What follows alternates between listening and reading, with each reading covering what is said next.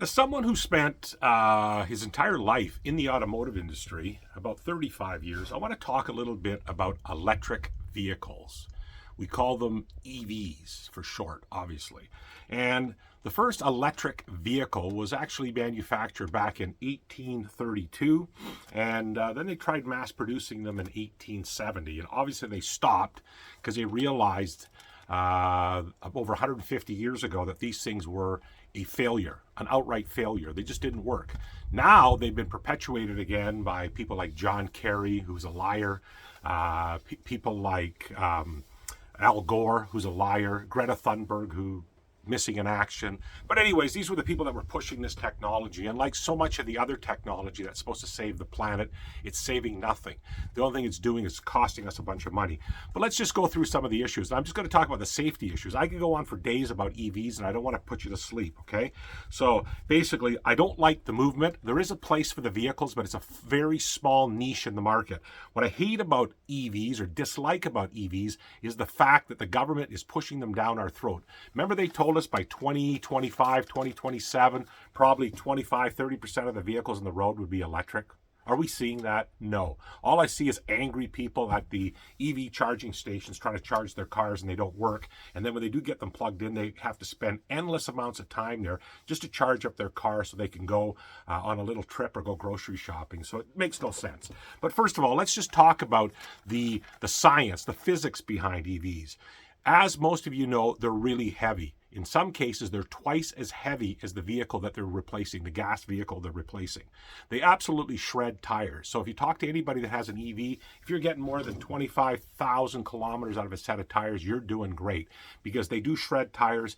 It becomes toxic tire crumb, the material, and it ends up in the atmosphere and people end up breathing it. In big cities, they're finding this tire crumb all over the place, on top of or on buildings, on ledges, etc., and people are breathing it in.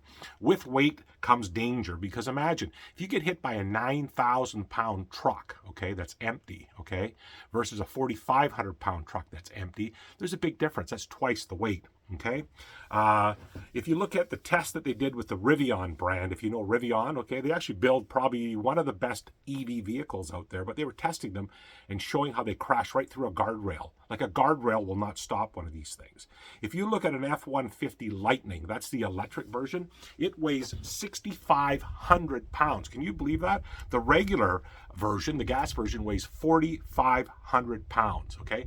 Simple math, 2,000 pounds more. So every time you're driving a Ford Lightning electric truck, you're carrying 10 200-pound guys around with you everywhere you go. That's the equivalent. It's like you get 10 bodies buried in the back of the truck that weigh 200 pounds, and even if you go to the mailbox, they're coming with you. Okay.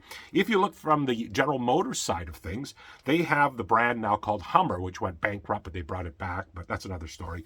Their regular truck, four-wheel drive version of a GMC truck, weighs around 5,000 pounds. This monster weighs 9,000 pounds. Okay. An extra 4,000 pounds. There's the equivalent of 20 200-pound guys hiding in the back of the truck everywhere you go. And when that thing smashes into you, guess what's going to happen?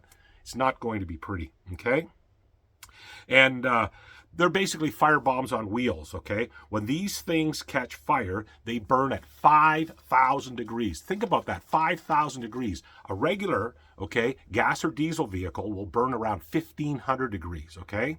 And a gas-powered vehicle fire can be extinguished in many cases if it's early with a simple fire extinguisher, okay? Most gas-powered vehicles can be extinguished between 500 and 1,000 gallons of water. Most fire trucks carry 1,000 gallons of water. If you're in a Tesla or anything else, it takes between 16,000 and 40,000 gallons of water. That's why you see these things burning on the side of the road. The fire departments don't put them out. They just let them burn.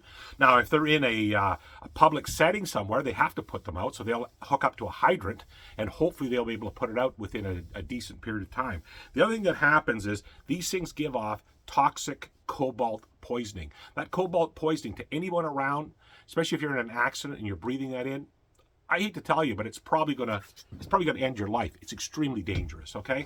And while these things are burning at 5,000 degrees and they're trying to extinguish them with water, the water becomes toxic and it ends up back in the water table. So think about it. Even if they put one out on the side of the road, which they normally don't, they just let them burn because they don't have 16 to 40 fire trucks available to put it out. Once that water goes back into the water table, it's toxic and it kills all the fish and anything else that touches it, okay? So again, I could go on forever on these things. They're unsafe, they're death traps, they're forcing them on us.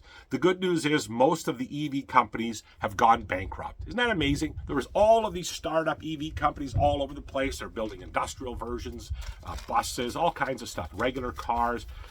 Do the research. You'll see that most of them, bye-bye, they're gone. They're out of business. And guess what's happened with the regular automakers? They're starting to dial down the volume of EVs. It's trickling down because the dealers aren't ordering them. Customers don't want them. They know they don't work. They don't work as a single vehicle. If you want to have a specialty vehicle and you want to drive back and forth to work, if you can get a $20,000 EV, knock your socks off. But they're not available unless you buy one used. And when you buy one used, guess what? The battery's going to go eventually, and it's going to cost you between $20,000 and $40,000 to replace that battery. So why are we driving these things? Why is there a movement? And I'm going to go on about the manufacturing of EVs, which is way worse than all the things I just talked about. I know I sound negative. I'm putting out this message because I'll challenge anybody to debate me anytime, anywhere, any place, including Elon Musk. That's not an ego move. I'm just telling you, don't buy an EV, don't touch an EV, never recommend an EV, and the movement is going bye-bye, and it makes me very, very happy.